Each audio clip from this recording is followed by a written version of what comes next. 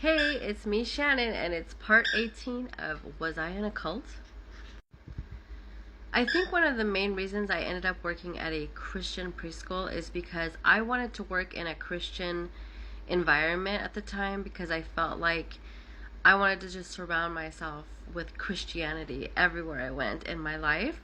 So I think I specifically looked under C and Christian just to find any organization that started with the word Christian because then I could know that it was a Christian organization. And the only thing that really came up was Christian preschools. Okay, and so for the future story that involves this Christian preschool, I guess I need to start out by also saying that I was hired illegally because I didn't have any ECE units, which was basically either a state or federal requirement, I believe, for all preschool workers to work with children, and I didn't have that. But she was so desperate and she needed someone in there so fast that she just hired me. So I started working in the class for 2-year-olds, and Sarah was the teacher and I was the teacher's aide. Now, Sarah was a Christian also, and she was going to a different church at the time that I was going to, and so we just started talking, and we got really close because we were in the same class together every day.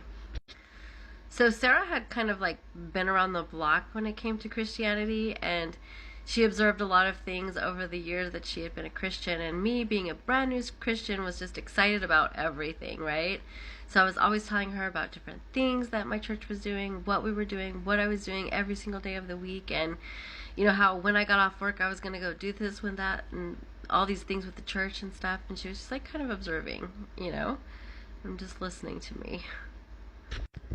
She was like, wow, you are pretty busy in your church, and your church is doing a lot, you know what I mean? And I was like, yeah, we're on fire for God. We're, we're plugged in, and we're going to take the world for Jesus. And I was always on fire for God. And she was just kind of like, okay. And in my mind, I was like, why isn't she excited with me? Why isn't she so into this stuff that I talk about, And then one day I remember I was so excited and I came in and I was like, we're going to have this big speaker come in, and oh my gosh, we're so lucky we're going to get to hear from him and blah, blah, blah, blah, blah. And this was kind of a famous televangelist from TBN. And we were having a lot of people that were coming in from TBN and stuff. We were having a lot of them come to our church on a regular basis. And I was super excited about that. I thought that was the best thing ever. And I was like, oh my gosh, these famous Christians are coming to our church. And she was like, oh. And I could tell she wanted to tell me something, but was just kind of how do I address this without her getting offended? And I'm like, what? What's wrong? She couldn't deny the face. She's like, oh, nothing, no, that's great, And I'm like, the face, it says it all. What is the problem? She's like, well,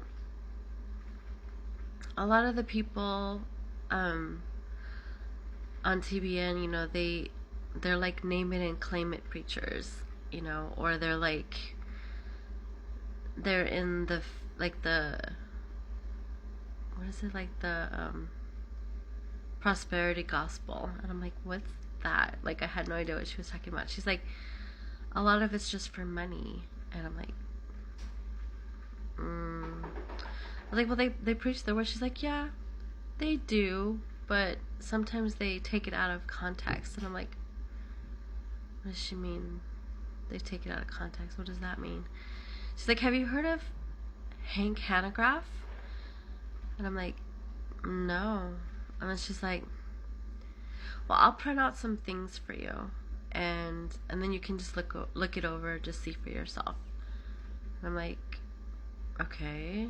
And that was the first time I had ever heard anyone kind of say something somewhat negative about what I was involved in, other than my grandparents saying, you're in a cult. And I didn't believe them, but now I had someone from the outside of my family noticing something that I wasn't seeing, and I was just like, what's going on? So honestly, at that time, I didn't have like the internet. This was like 1994. So I didn't have access to a computer or printing anything out, and I don't know where she got this paperwork from or how she got it printed out, but she came back and she gave me like a big stack of paper from Hank Hanegraaff's stuff about cults.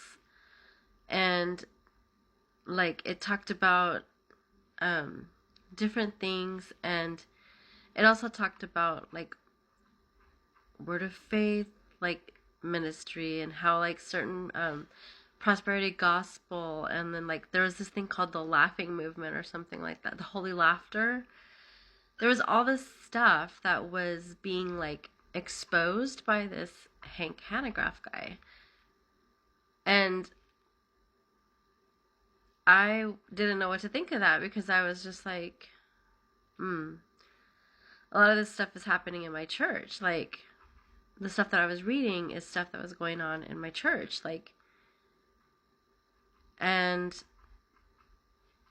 you know, like the whole, like, the faith healers were coming into our church, and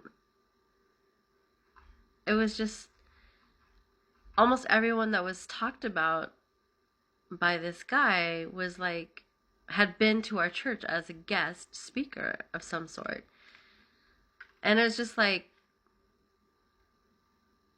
I didn't know what to think of it. Like, because I was just like, I was so devastated, for one, because I was just like, I had put like all my faith into this church, and, you know, obviously into God first, but also into this church.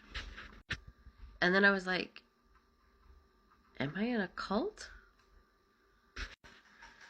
And then I remember her asking me, like, have you ever been to any other church besides this church? And I was like, I've been to this other church that was sort of similar to this church. She's like, no.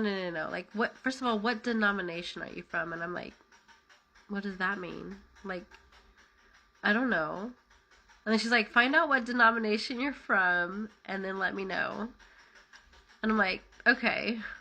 And then at some point in time, I was just like, we're kind of like, we're non-denominational, but we're also like, we have like some Pentecostal roots, but then also like some people refer to us as like sort of apostolic. And she's like, okay. And I was kind of like, why does it matter? Why do we have to put labels on it? Like, you know, I mean, we're still under the Christian religion. And I could back up a lot of the things that I was saying by scripture because I was a studier. I was a researcher. I was in the book. I wasn't in it to the extent of where I was getting out like commentaries and things like that, but I was literally reading my Bible every single day and trying to figure out what it was telling me to do. And so I did have like some foundation there, and it was biblical. I just wasn't realizing how it was being distorted by leadership to control me or manipulate me. I remember that this shook me enough that in the past I had never even considered going to another church, but I was so desperate to be on track with God and to be on the right path with God that I was willing to go with her to her church if I had to. If I had to change churches or get out of this cult, whatever I needed to do, I wanted to follow God and follow the correct path. So that's when like a whole new search began. And I mean, I ended up going with her to church one time and went to her church, and I remember I wasn't feeling it like I did in my church. There wasn't the excitement level, the music wasn't as great as where I was at, and I wasn't feeling certain things, and I didn't know anybody, and it was a weird feeling going to another church. I liked the sermons, but to me, I feel like they weren't exciting enough, if that makes sense. I'm out of time. See you later. Bye.